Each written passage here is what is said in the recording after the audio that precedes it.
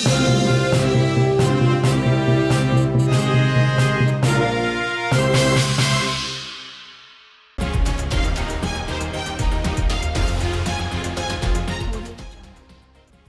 दो बेटियों की तस्वीर अभी आपने अपनी स्क्रीन पर देखी, वो दो बेटियां दरअसल बहनें हैं और दोनों ही अल्मोड़ा जिले की रहने वाली हैं।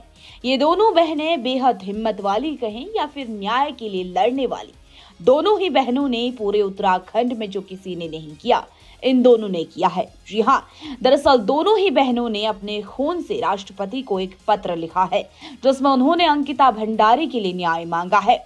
जी हाँ, अंकिता भंडारी हत्याकांड एक बार फिर सुर्खियों में आ गया है, जिसे लेकर देश भर में उठ रही आवाजों के बीच अब अल्मोड़ा के भिकियासैंण की दो बहनों ने अपने खून से पत्र लिखकर न्याय की मांग की है।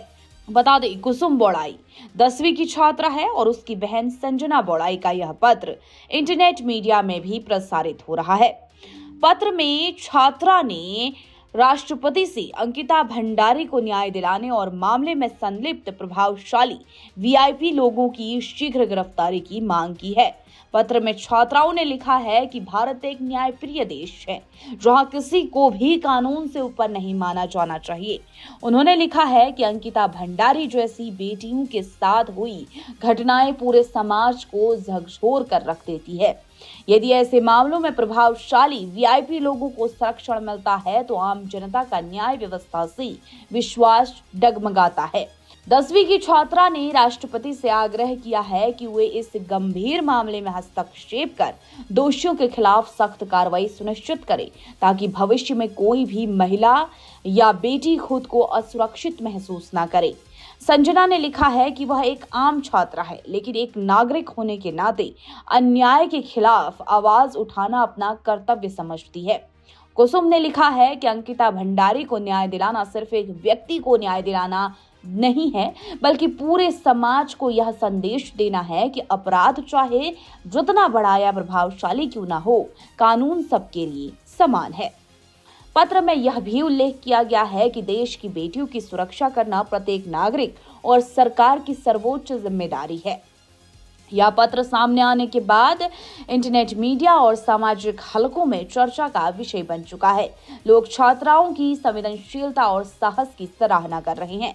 वहीं दूसरी तरफ अंकिता भंडारी मामले में भी बड़ा अपडेट सामने आया है। अभिनेत्री उर्मिला सनावर का सोशल मीडिया पर बुधवार को एक नया वीडियो वायरल हो गया है।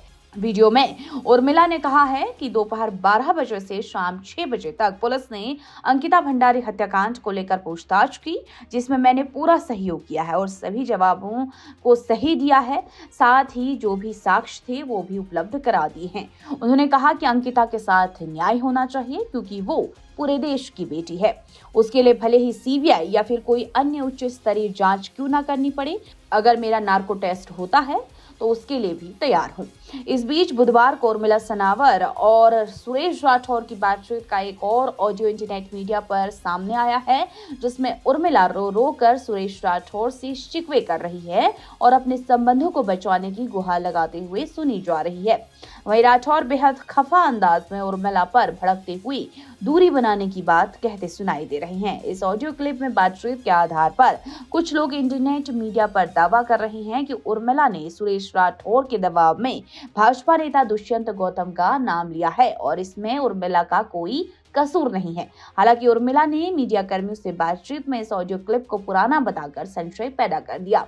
कुल मिलाकर इस प्रकरण पर अभी रहस्य के बादल छाए हैं। ऐसा बताया जा रहा है कि उर्मिला सनावर आज हरिद्वार में एसआईटी के सामने पेश होगी। इसके बाद शुक्रवार को वह अंकिता भंडारी हत्याकांड में वीआईपी की भूमिका को लेकर उठ रहे सवालों का जवाब देने के लिए मीडिया के सामने भी आएगी।